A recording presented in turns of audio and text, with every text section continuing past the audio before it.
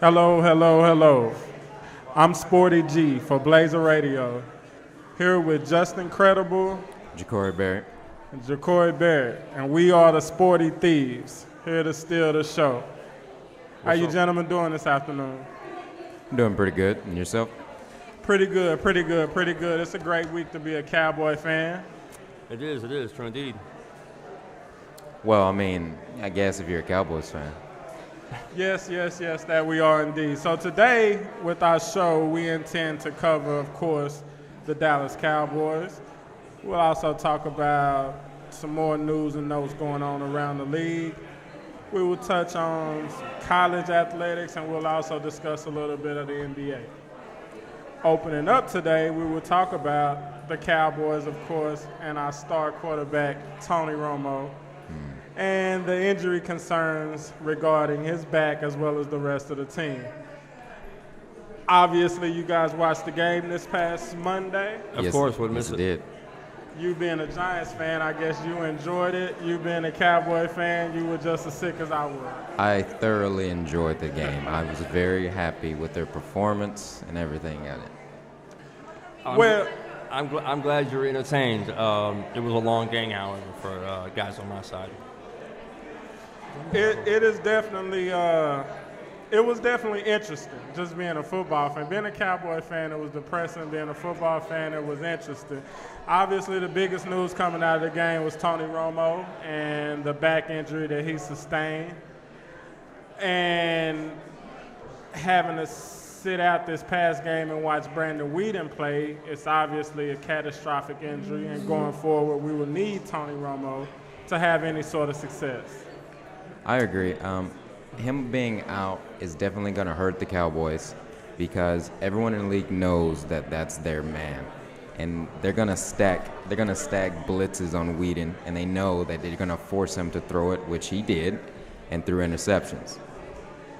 He tried to throw it. I would more characterize as skipping it rather than throwing it, but he did what he does. I think also too, staying with this theme of injuries, I mean, Romo being the biggest concern, that's concern all the way around. I mean, his linebacker core seems to be depleted, and if you watch any of the games last year, you know that it's kind of like a deja vu situation. I mean, right, all over again. Absolutely. And injuries could be the biggest detriment to any talented team, but as we've seen with the Cowboys before, it could definitely deter a season. Yeah, I agree. Especially if you have a franchise quarterback as like he is, you could tell that everyone in the team kind of like fell apart without his leadership. And I'm saying as a Giants fan, I mean, I may not like the Cowboys, but I don't want anyone to be hurt. You know what I mean? As a disclaimer, we are not going to hold it against this gentleman that he's a Cowboy fan. He's a knowledgeable sports entity, and we're glad to have him on the show today. Well, I'm glad to be here. Certainly. Opposed to like a Philadelphia fan. If he was a Philadelphia fan. I think we can both agree here that that's the worst of two evils. Philadelphia fans sit outside. Absolutely. So we've covered a little bit of the injury concerns. I guess we can switch to a brighter note. And the brightest note thus far this season has been DeMarco Murray and the record pace that he's been on. I mean, he did slow down a little bit in the Arizona game, but thus far this season, DeMarco Murray has been nothing short of the best running back in the league. Would y'all agree? I would agree. I would agree. I would agree with the caveat. I would say that a person could say that, but I think that an asterisk has to go next to that statistic or that claim, and it should read something about the offensive line. And I think that I use as an example, I use Emmitt Smith versus Barry Sanders argument, and I think that if anybody watched enough of these two running backs, I think most people would agree that Barry Sanders had by and large a larger skill set and was a better running back, but he never had an offensive line. If you would have put Barry behind the Cowboys' offensive line, I think that we would be celebrating Barry Sanders as the greatest of all time. And I think it has a lot to do with it. And I'm not trying to take anything away from DeMarco Murray, but I think a lot of his success is totally dependent on that front line. I definitely, to a degree, I agree with you to a degree. I think that everybody, in some way, shape, form, or fashion, everybody is a product of the system that they play in. You could easily say if you take Joe Montana out of this system and put him in this system, then this wouldn't happen. Yep. You could say that with any player.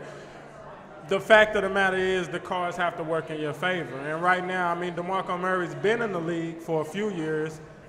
He wasn't the best back in the league prior to this year, and this year he's playing at that level. So, yes, he has a great offense. The offensive line has been playing very, very well. But to have that sustainability and that success, you have to credit his work ethic, his persistence, and the performances that he's putting on tape do not lie. Yeah. Well, let me ask you this. Let me ask you this. And do you feel like there's any other offensive line in which, if DeMarco Murray were a member, we would be having this conversation? I think I honestly believe that DeMarco Murray is a dynamic back. I believe that I see lesser backs than him, like in St. Louis and other cities around the league that are doing well. So I feel like if you put his talent in another system, I think that it would transgress. I would agree. I mean, he not only does I understand that his line helps him get to where he needs to go, but also his tenacity. And even after he gets hit, he still goes after it. Like he doesn't just get hit and just crumble like some of these running backs in the league. And I don't want to discredit them. I mean, they're fantastic athletes, but DeMarco, again, from a Giants fan, watching him run all over us was not pleasant for me, but I understand, like, we'll hit him and he'll just walk it off. Absolutely. So it is tenacity. Like, I'm not trying to say I think the most important part, I mean, none of us were born when Jim Brown was playing football. And so, I mean, that says two things. For there still to be a record that old that still stands today is remarkable. Yeah. And for two, I mean, for the person who takes that record down, that makes them a remarkable person too. Yep. So for him to surpass a Jim Brown record, I mean, what he's doing is historic, and you can't take anything away from that. So nobody's done it before him. So for that, you have to appreciate it, and he deserves a certain amount of applause. Most certainly, and we look forward to watching this every Sunday. Well, definitely. Most of definitely do. Definitely do. Since our good friend here is a Giants fan, we will now let DeMarco Murray rest into his next rushing attempt, and we'll move on to the division outlook, where we can talk about the Giants, the Eagles, the Redskins, and these great Cowboys. Mm-hmm. I guess we could start in New York, since they had a Monday night debacle against the Colts. The latest in a series of debacles. Ooh, that's pretty tough. And I would have to say, from my outlook, it is probably the Redskins and the Giants fighting a very hard fight to be in last place. Race to the bottom here. It's a race to the bottom. You're hitting me hard here. Well, as a Giants fan, this is your shot. I mean, this is your shot right here. See, this is your lifeline. I love the Giants. I do. I'm a Giants fan, so every year I go in, this is a Super Bowl year. That's our thing. But as a realistic person, the only way we can go to the Super Bowl is if we win 7 consecutive games and only lose 1. That's a little something. But the fact that Romo's hurt, not saying that's a good thing. But see, that's it where helps. you got to, again, that's why I gave you missed it. I threw you a hook and you just didn't bite, because that's why I gave you the Redskins. You could talk about the Redskins and maybe the Eagles. You can't even mention, not even with Romo being hurt, you can't even mention Giants and the Cowboys in the same breath. Like it just doesn't work. We're not going to allow that. You will be evicted from the show, and I will broadcast totally by myself if that happens again. Oh, man. I mean, this year I can't even talk because the Cowboys are doing really phenomenal. Like, they're doing. I think the most interesting part, though, is obviously with me being a Cowboy fan, more importantly, I'm a sports fan. And I actually have an Eli Manning jersey, an Ole Miss Eli Manning jersey. I was but about I to say. have an Eli Manning jersey hanging in my closet that I've had for several years. There are certain brands in the United States that you just have to look at and you have to respect. You have to respect Jordan. You have to respect Coca-Cola. You have to respect Kentucky Fried Chicken. You have to respect Manning. I mean, that's just the way that it is. So even though Eli has had his definite struggles, in my mind, they always have a shot because they have a Manning. Well, look, I'm sorry, I don't mean to cut you off. But I a season or two, I would have argued that point, and I would have argued it tooth and nail because from his introduction into the league, I have always thought that Eli is a spoiled little brat. And I'll be honest, I've been hating on him since day one. I felt like it was very tacky the way he handled his draft situation, and I felt like, he felt a sense of entitlement.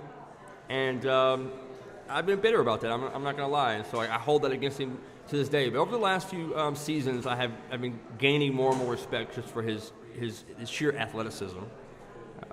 And as you say, I mean, any person can look and see and has to respect his athletic ability. But I do believe that, in my mind anyway, that legacy will always be tarnished by the way he acted coming into the league. I was so disappointed in that. Well, I'm going to leave it to this gentleman to defend that point. I have nothing in regards to defending. Well, honestly, the way I feel, I mean, yeah, it was a little. I understand what you're saying, but it was a little tacky about being traded from the Chargers going to the Eagles. I mean, the Giants. But you got to give him some credit. I mean, he's done some marvelous things with the Giants. I mean, two-time MVP, two-time NFL champion. Mm-hmm. I mean, yes, the last few years he's been having a bad few years, but I think he can really bounce back under this new offensive coordinator. Well, hope they get together. Okay. I think we're off to a magnificent start to this show. We still have so much coming up. We have more to go over with the Cowboys. We're gonna finish our division outlook. We're gonna talk more about the Cowboys being in London. We're gonna talk about Dez Bryant's contract situation. We're gonna talk about Joseph Randle stealing underwear. We'll talk about Barack Obama and Michael Jordan having an interesting exchange. We'll talk about all the news and notes around the world of sports.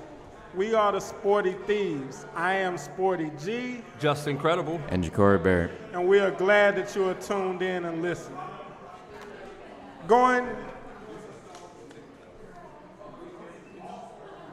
on in the NFC, we'll talk about now the Redskins. RG3 is the biggest topic of discussion right now with due cause. What do you guys think? Do you think he should be on the field or do you think he should be on the bench? Man, I'm so confused about what's going on in Washington. I do not envy anyone in that staff. I think some things are becoming clear through all this, and I think I'd like to get your guys' opinions, but I think that we're starting to figure out that the problems that everyone's been pointing to in the past, whether it's been Shanahan or some of the defensive coaches, is becoming pretty apparent that we've got an issue with the owner.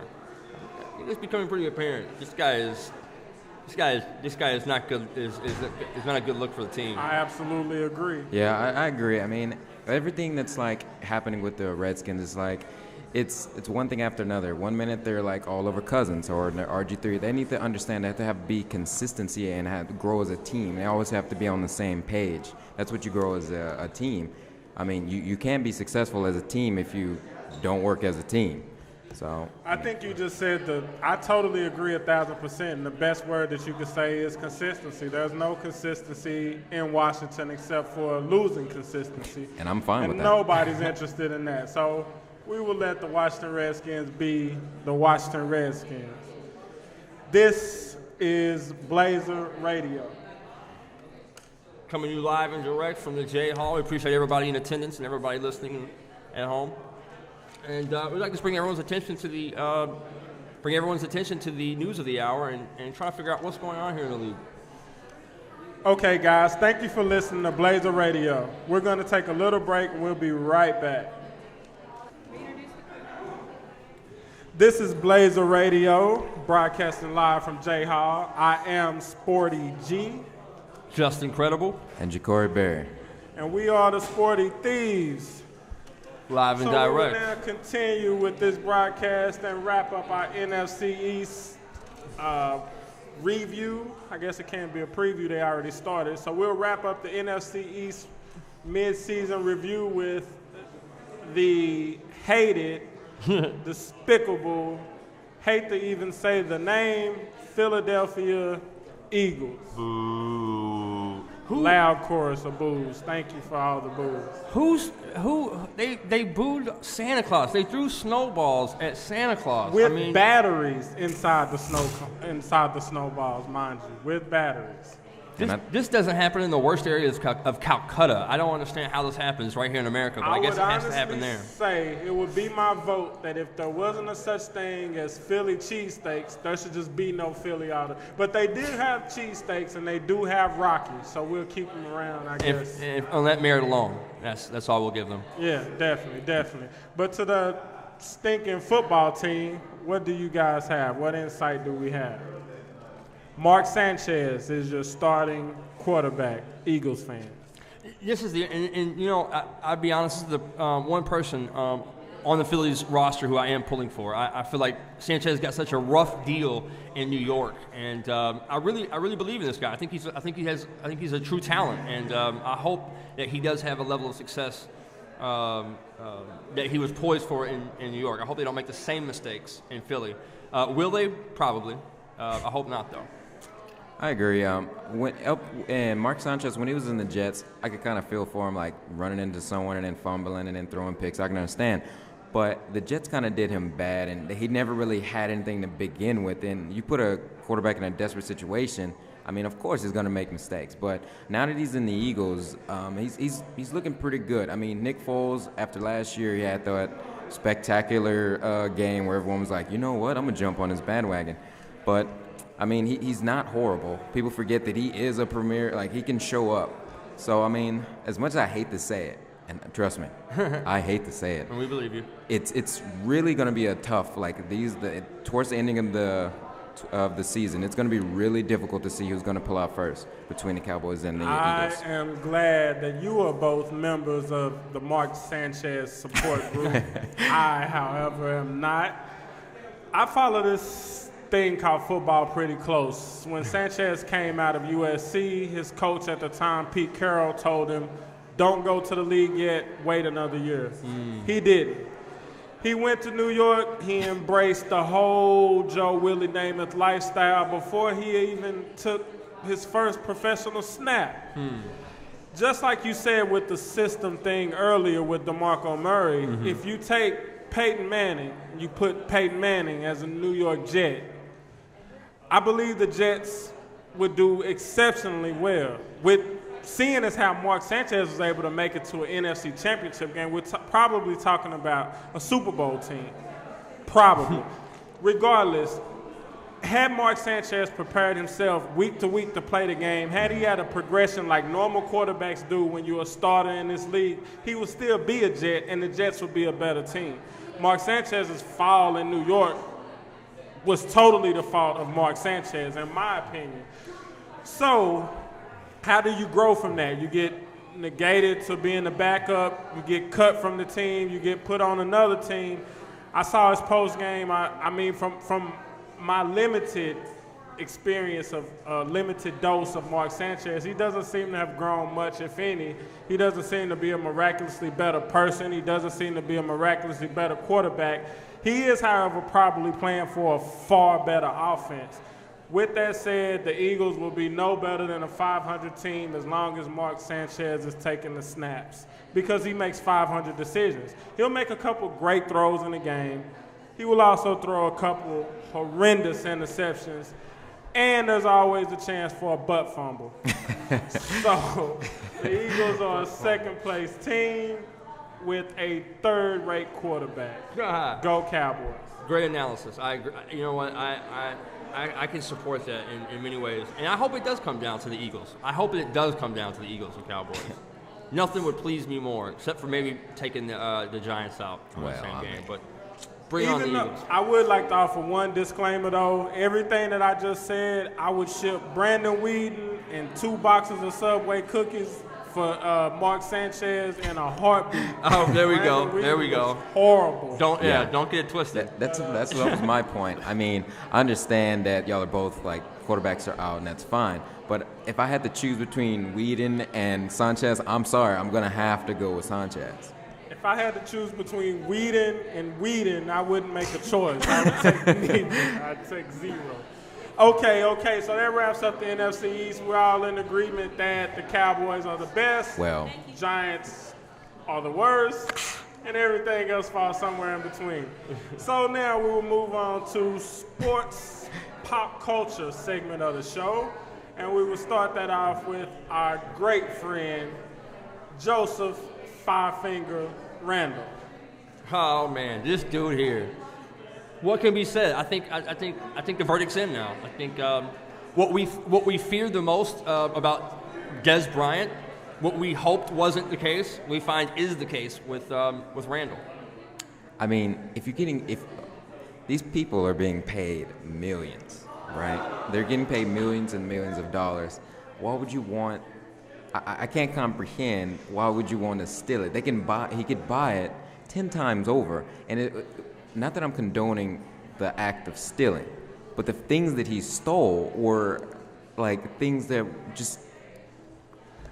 Right, which should actually say something about the situation itself. I totally agree with you. I think that everybody, any sensible person, when it happened, everybody was baffled. Just like you just said. But I think his actions after, when the video comes out and you see, yes. it calls into question the character of the person. Yeah. After he got into the trouble and did something stupid, then you go to jail and you bring other people into this obviously stupid situation, which you know is only going to be a detriment to your team. If you don't know these things, you have no business being a professional, period. At all. And if you do know these things and you still go in there and you bring up Des Bryant allegedly smacking his mom, and you bring up Josh Brent, who a teammate died, and you bring these things up, I don't know how you can expect to walk back into the locker room after that and be accepted. So I think that he has a character flaw when he walked into the store to steal the underwear that's far greater than just simple shoplifting. Yeah, I agree. I think as a Cowboy fan, I vote, let's get this guy off the team. Let's send him off. Get him out of here. He's a cancer. And beyond being a cancer, he's just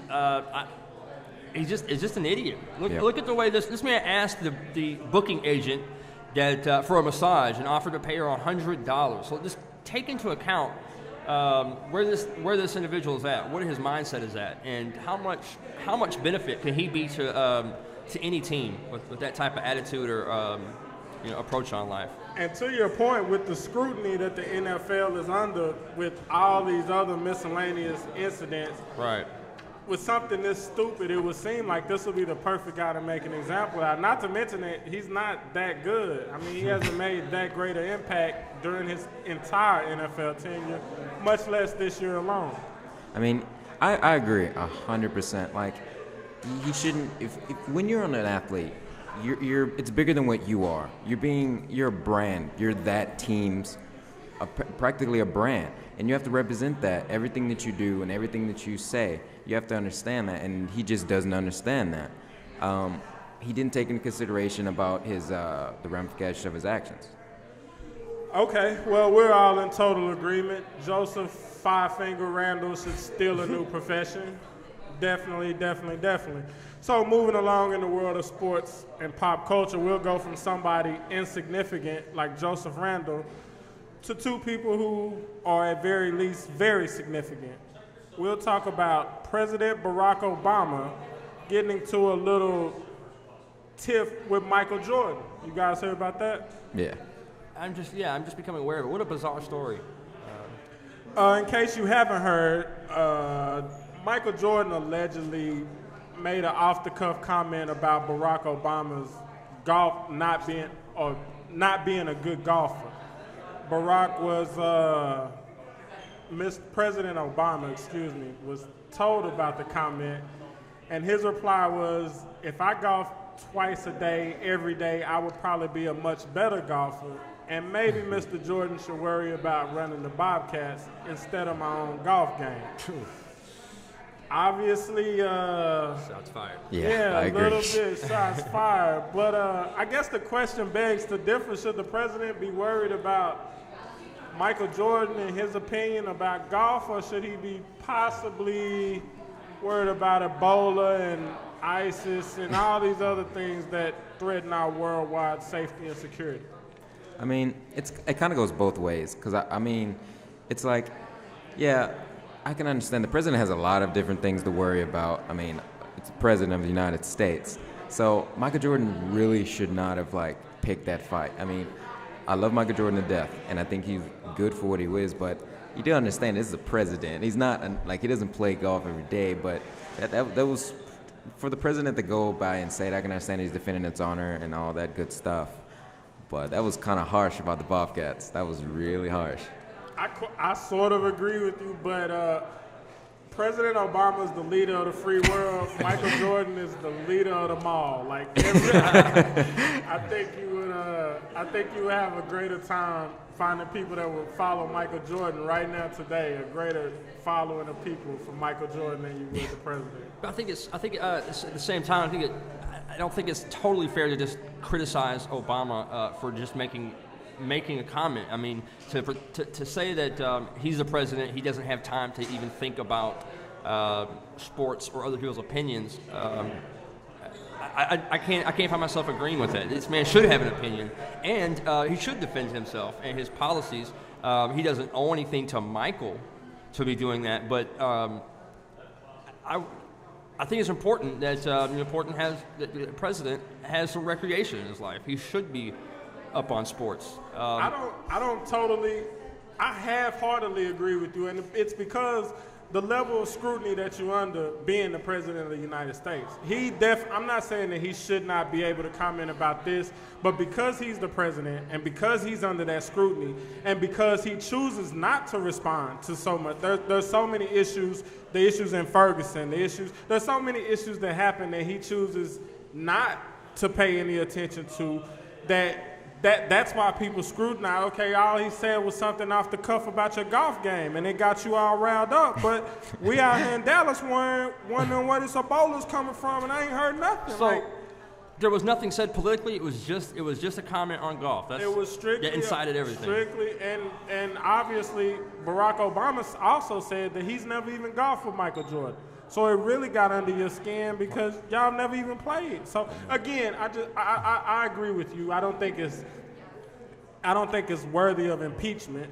But I just think that if you're gonna pay attention to what people are saying about you, especially right now at the end of your term, try addressing world crisis and leave the tennis shoe man alone. Sure, this is not what you want your legacy to be built on. I mean, okay, and wrapping up our sports and pop culture segment, we will go to Brittany Griner getting slashed in the face across seas in China. What happened with that, Justin? Man, brutal, terrifying. This is like Romo breaking his right elbow or something. I mean, this is where she gets her work from, and she's been violated in the most criminal way. I mean, I'm still trying to check up on this story because it is off the wire, but I'm very concerned. I tell you what, we'll touch bases more with the Brittany Griner story, get more thoughts and opinions as soon as we come back from this short break.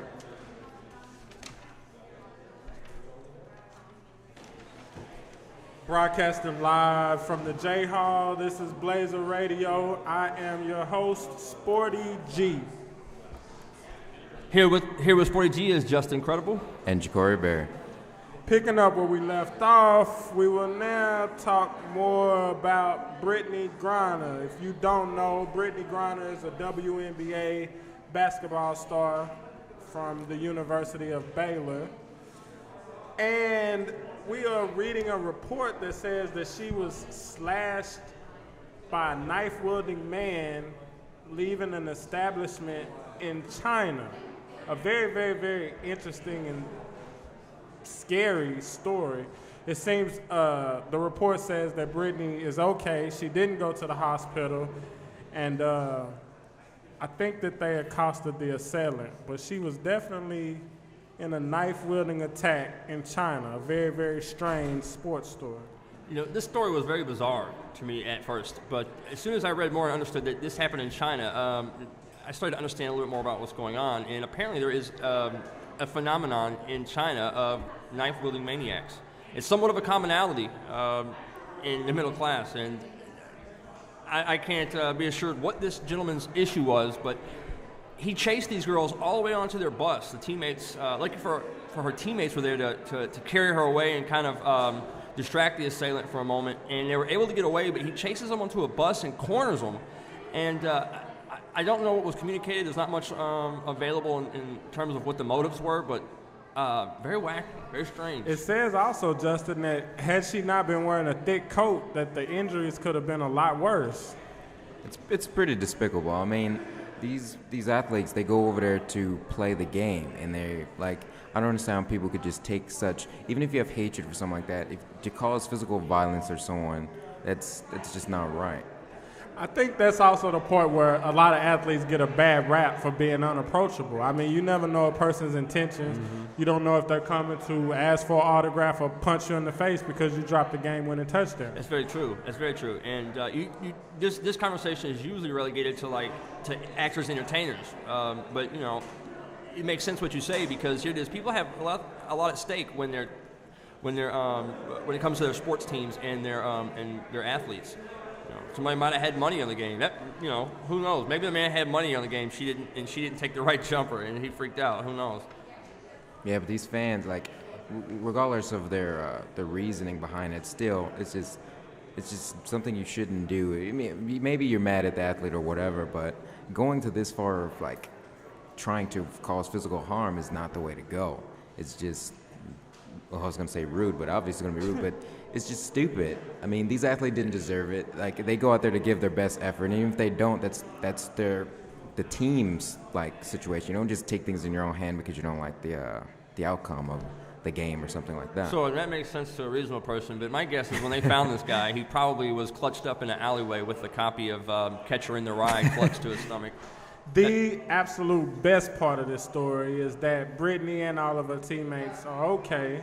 And I'm sure that she will terrorize the next person who attempts to guard her on the basketball court. You better have a knife, yes. Our last story in sports and pop culture is something very, very, very interesting to the male demographic, I'm quite sure.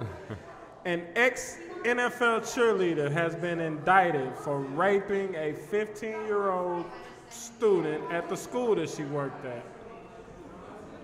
Well, there you have it. That never happened at my school. I think this was like one of those letter to the editor type situations in Playboy. It was like one of those. It was a total child fantasy come to life, and this lady.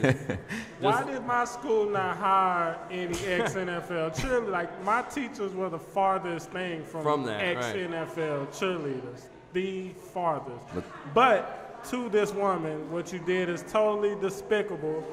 And if you follow me on Twitter, I probably would DM you my phone number. Yeah, it's important. Yeah, it's important. Many people. I think this has been a topic that's surfaced in the last few years of these situations where there seems to be some sort of disparity in how the victims and the assailants are treated when the roles are reversed. Because usually, obviously, rape is a man. The male is usually the aggressor, and so.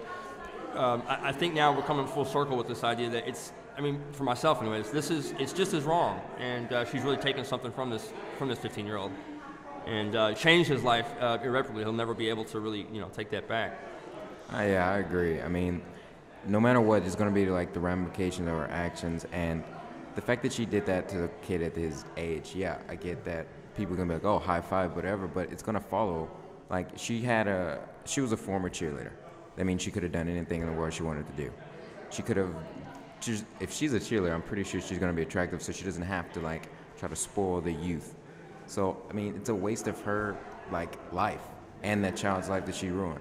It goes back to the old saying, though. You can't judge a book by its cover. I'm sure people look at the sidelines. They look not just at the cheerleaders, but at the athletes. You look at these people's life and what's projected to you from a TV screen, and you're envious. You think that they have everything that a person would want.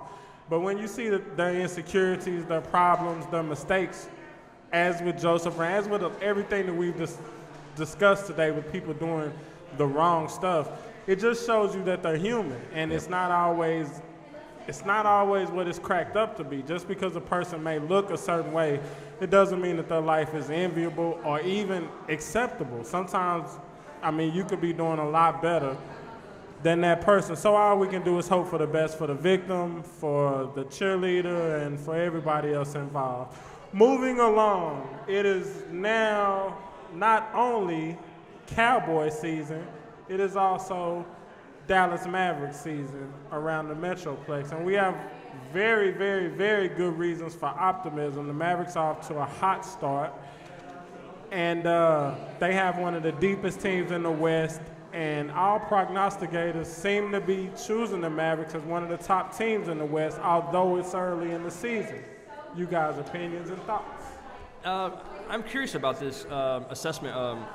A lot of the analysts are touting the Mavericks, and I'm trying to get an idea of what it is that what variables we're looking at, because I haven't seen that much added to this team that can make that big of a difference in everyone's opinion.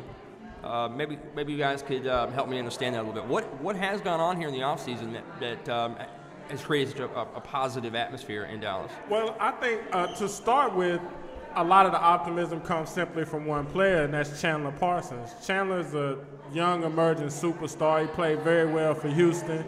He was one of the most sought-after free agents, and also a person that Dirk wanted to play with. And I think the way that this league has, well, I'll start by saying one of the things that we seem to take for granted is Dirk, is number 41.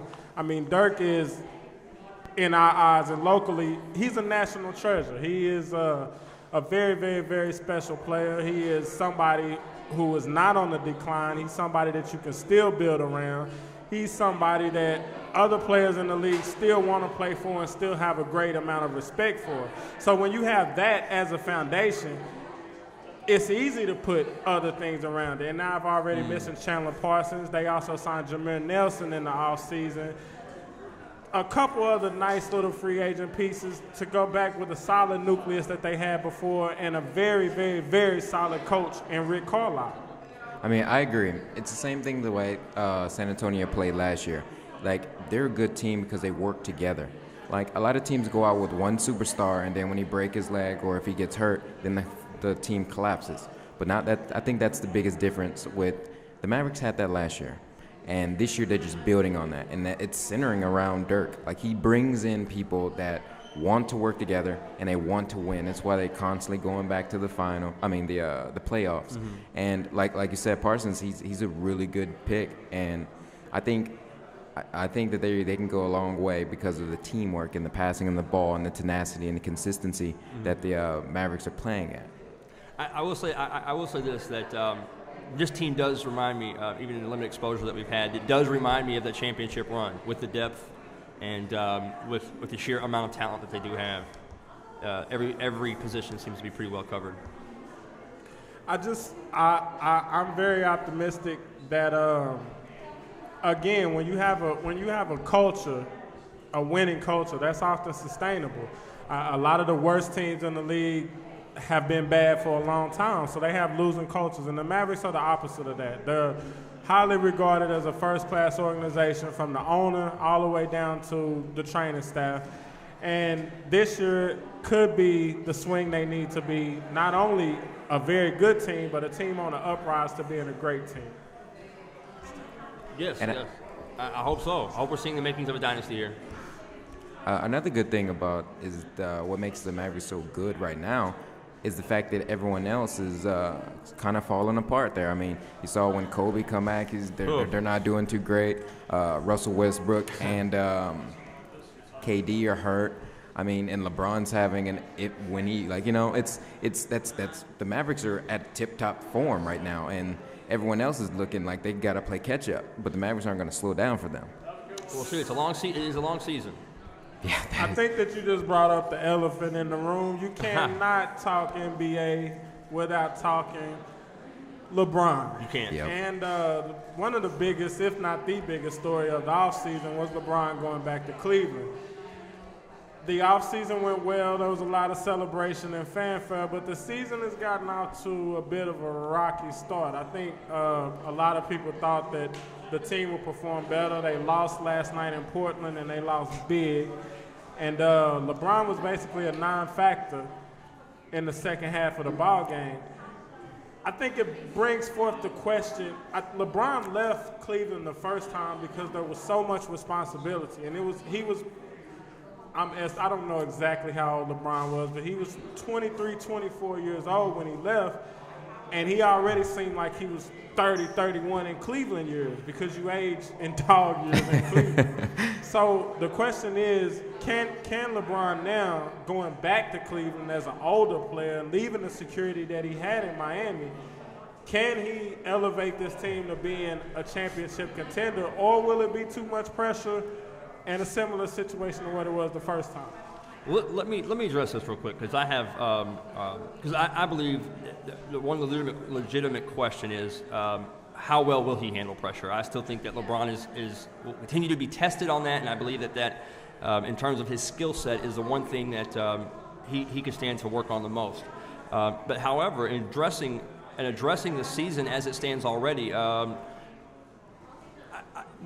I think we are seeing LeBron at work right now. Just because they're losing does not mean that everything's going the wrong way. I would point as evidence to the fact that LeBron James only scored 2 points in the last 3 quarters of yesterday's game against Portland. And all of us know that he's much more capable of scoring more than 2 points. Yeah. And so what you're seeing here is a strategy he's employed. One thing that separates his leadership skills is the leaders that we've seen in the past, like Michael Jordan's and Magic Johnson's, is that these were aggressive type A leaders. LeBron is just not that guy, and he's a passive-aggressive individual. And what he's doing right now is showing his team that if they continue to play ball the way they have been and want to, that they're going to lose.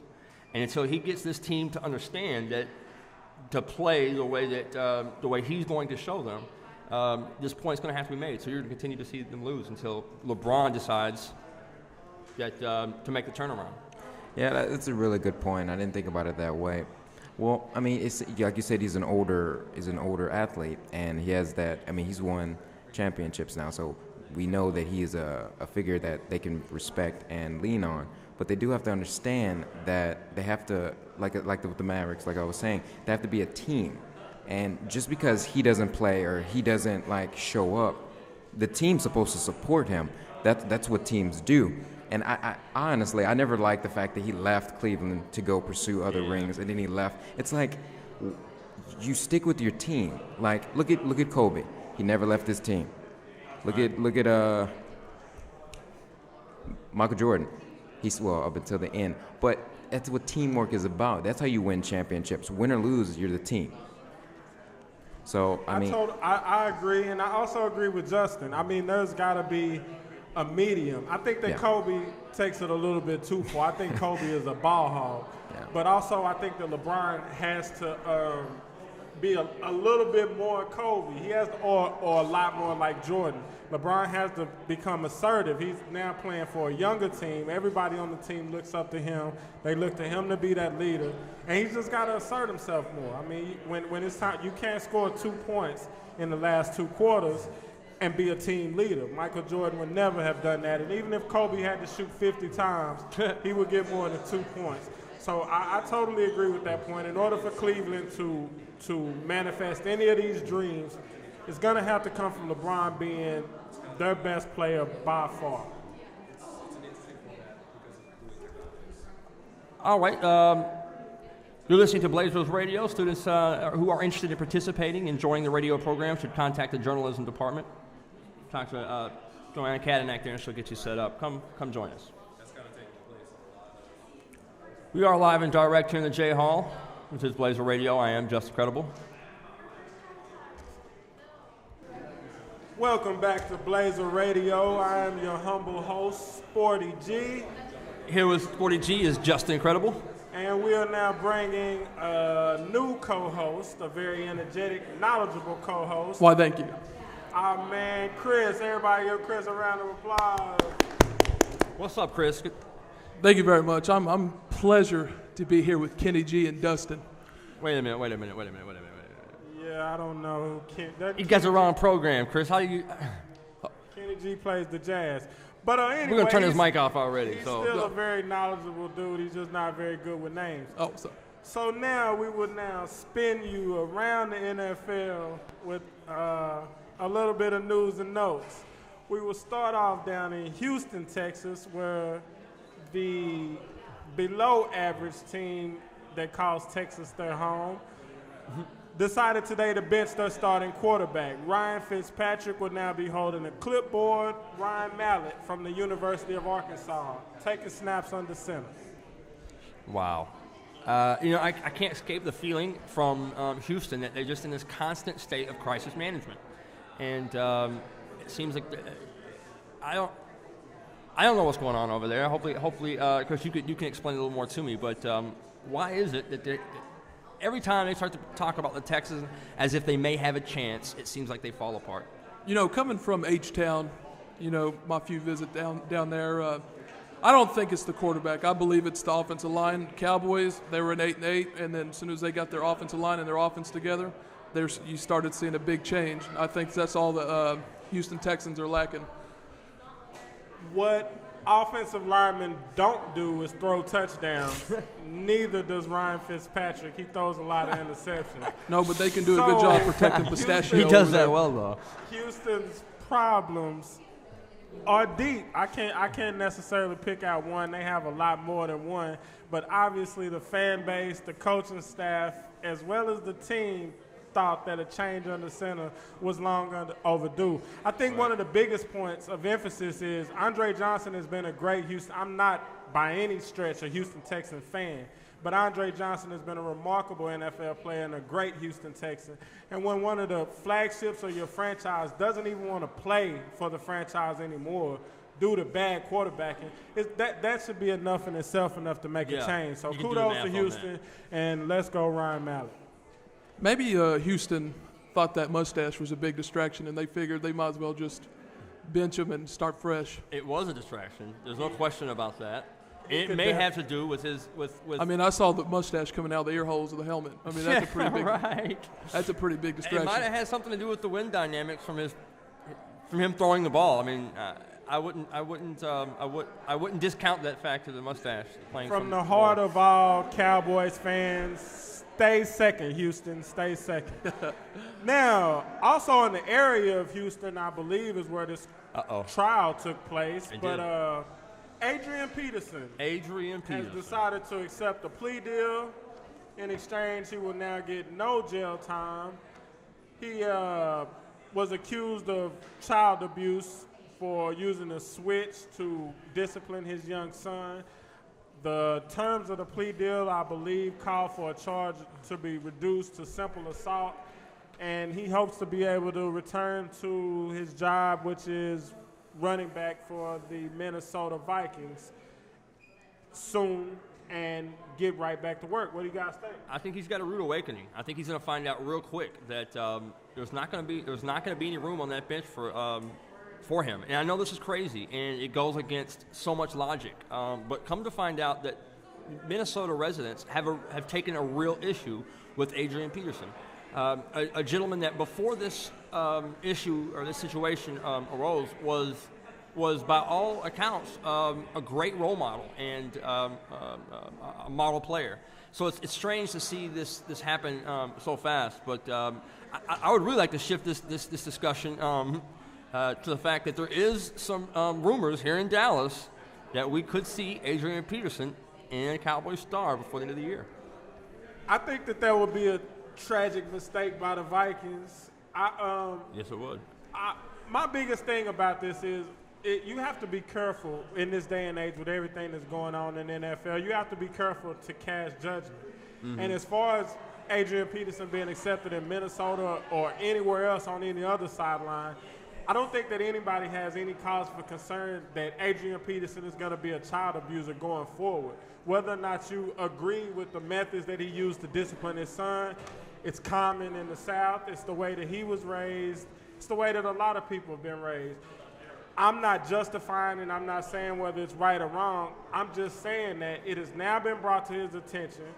He's obviously, as Justin just said, he was well respected before this incident. He's professed nothing but love for his child since the incident, and I think going forward he'll be nothing but a productive citizen. that learns how to father his child day by day as every good parent does. And I don't see that there should be a problem with him returning to the league. What he did and what other people have done, Ray Rice, there's different punishments for every different set of crimes.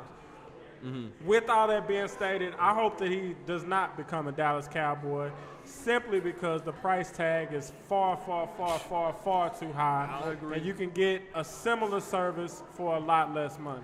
But I think, I agree. But it is important to note that Adrian Peterson is one of the premier running backs in the league, and my concern so much isn't for his arrival at the Cowboys. But I think what really comes down to in this situation is Adrian Peterson, did he have some confusion on did he have some sort of confusion on his child rearing techniques, or does he have an anger issue? This is what it comes down to. If he was just misinformed, I mean, if he didn't understand that that discipline of this nature tends to result in unaccountable citizens, meaning that when you raise children this way, psychologists have proven and come to find out that you are crippling your children's future. You're creating psychological problems and development. So, does he disagree with that, or does he have an anger issue? That's what it comes down to for him. Can he be taught better?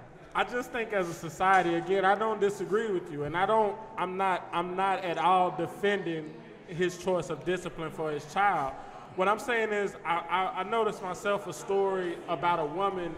I don't even know what state that she was from, but she drove her children into the lake to try to kill them.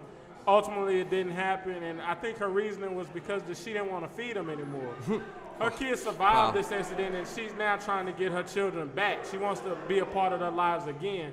So when you see something, that is genuine child abuse. That's somebody who you say does not deserve to parent a child, does not understand right from wrong, does not have any clue to be in a position of authority. Adrian Peterson is not that. Whether or not we agree with whether or not you should spank a child is one thing, but it's something that you can learn and grow from. If he decides that he shouldn't spank his children anymore, then he doesn't have to spank them anymore. But this is $1 million professional athlete that provides for his children, and not only his children, a lot of other children. And he's never done anything to in any way associate himself with being volatile or inhumane. So because we disagree with a situation in his home to where he was parenting and disciplining his children, do we say that he no longer has the right to earn a living? Do we say that he can't be a responsible father to his children anymore? I say no to both of those, and I side with that he'll learn from this and grow to be a better person and a better father. I absolutely agree with you. I don't think Adrian Peterson should come to Dallas because DeMarco Murray is having the season of his life. Even though that Adrian Peterson, sells a lot of jerseys and a lot of Halloween costumes, I just don't think DeMarco Murray having one of the best seasons of his career along with everybody else. He's outbeaten McCoy, all the top running backs. So, and I agree with you. McCoy? Yeah, McCoy. Okay, I'm sorry. Thought you were making reference to the quarterback. Oh, no. Thought you were trying to take a shot. Eagles.